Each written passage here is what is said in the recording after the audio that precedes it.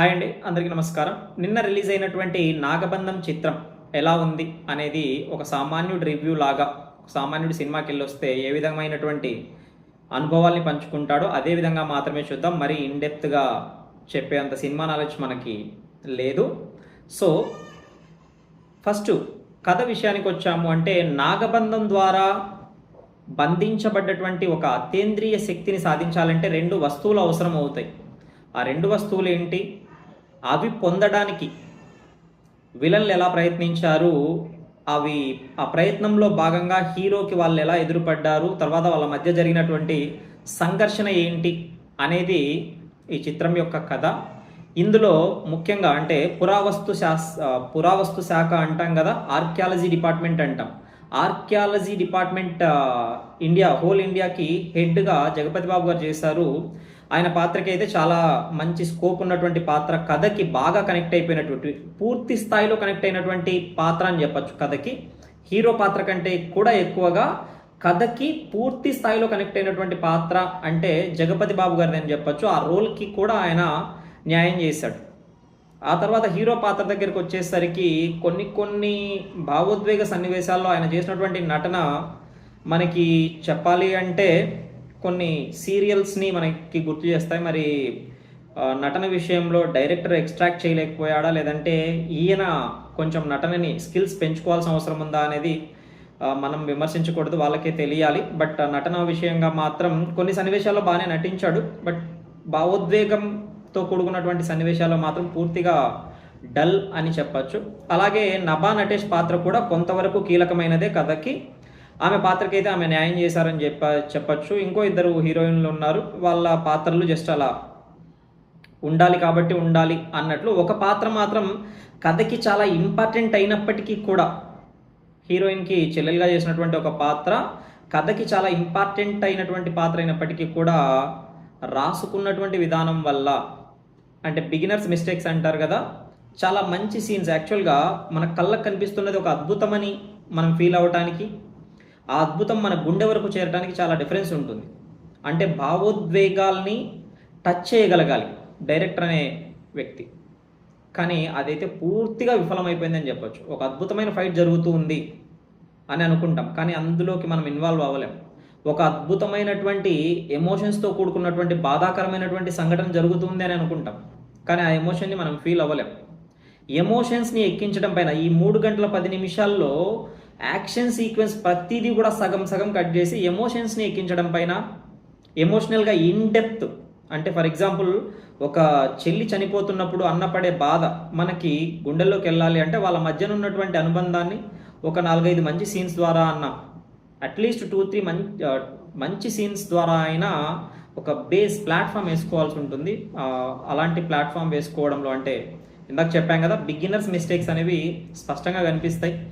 తర్వాత సంగీతం గురించి మాట్లాడితే, పాటలు 2 చాలా బాగున్నాయి, వినసొంపుగా ఉన్నాయి. అండ్ పాటలకి సంబంధించి నిజంగా సినిమాటోగ్రఫీ, విజువల్స్, ఆ గ్రాండ్యూర్ నిజంగా అండి అద్భుతం. అసలు గుడికి సంబంధించి పద్మనాభ స్వామి ఆలయంలో ఒక సెట్ వేసి సాంగ్ ఉంటుంది, నిజంగా ఎంత గ్రాండ్గా ఉంది, ఎంత రియలిస్టిక్గా ఉంది. అండ్ పర్ఫార్మెన్స్ కావచ్చు, కాస్ట్యూమ్స్ కావచ్చు, ప్రతిదీ కూడా నిజంగా సాంగ్, సంగీతం మరియు విజువల్స్ మాత్రం అద్భుతం.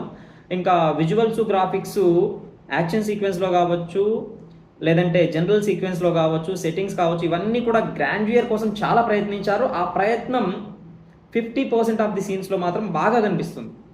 ఎంత గ్రాండ్గా తీశారు అని అనిపిస్తుంది. విజువల్స్ కూడా చాలా బాగా వచ్చాయని అనిపిస్తుంది. బట్ సగానికి సగం సీన్లు మాత్రం మనకి చాలా ఆర్టిఫిషియల్గా అనిపిస్తూ ఉంటాయి. కొన్ని సీన్స్ అంటే 50% ఆఫ్ ది సీన్స్ మాత్రం ఆ గ్రాండ్ లుక్ చూడడానికి వెళ్ళచ్చు సినిమాకి.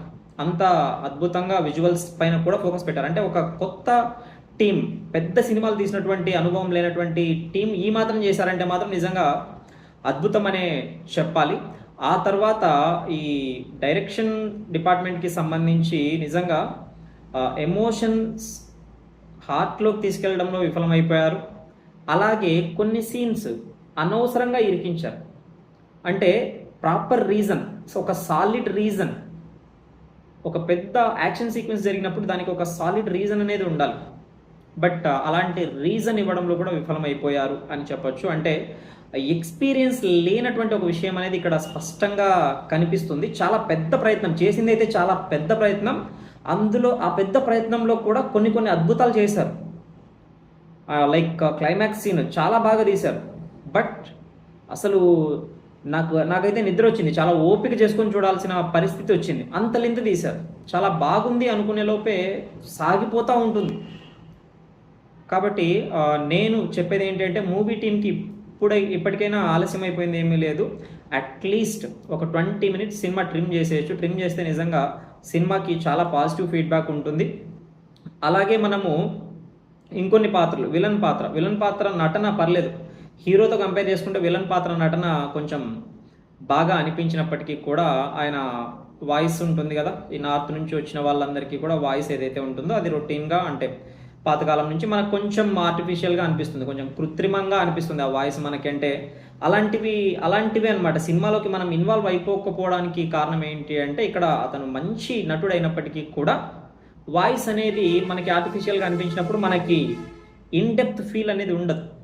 అది ఒక మైనస్ అని చెప్పొచ్చు. ఈ సినిమాకి క్యాస్ట్‌ని తీసుకోవడంలో చేసిన పొరపాటు కూడా స్పష్టంగా కనిపిస్తుంది. హీరో విషయంలో అలాగే విలన్ విషయంలో పర్లేదు బానే నటించాడు అని అనిపించినప్పటికీ కూడా వాయిస్ అనేది చాలా మైనస్ అయిపోయిందని చెప్పొచ్చు.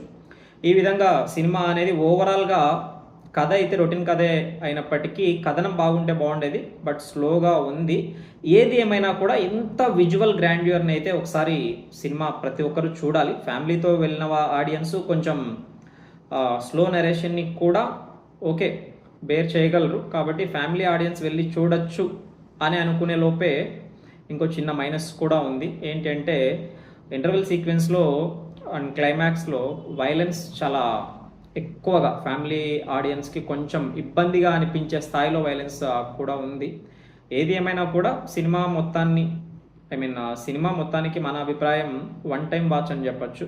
ఒకసారి అయితే సినిమాని చూడొచ్చు. అక్కడక్కడ కొంచెం ఇన్‌కన్వీనియన్స్‌గా మిగతా మొత్తాన్ని మరీ ఇబ్బందిగా లేకుండా అలా సాగుతుంది అన్నట్లుగా చూడొచ్చు. కొన్ని చోట్ల మాత్రం అద్భుతంగా ఉంది సినిమా అనిపించేలా కూడా ఉంది. So that is my opinion about the movie. మరిన్ని అప్డేట్స్ కోసం ఈ వీడియోకి లైక్ చేసి మా ఛానల్‌కి సబ్స్క్రైబ్ చేసుకోండి. Thanks for watching.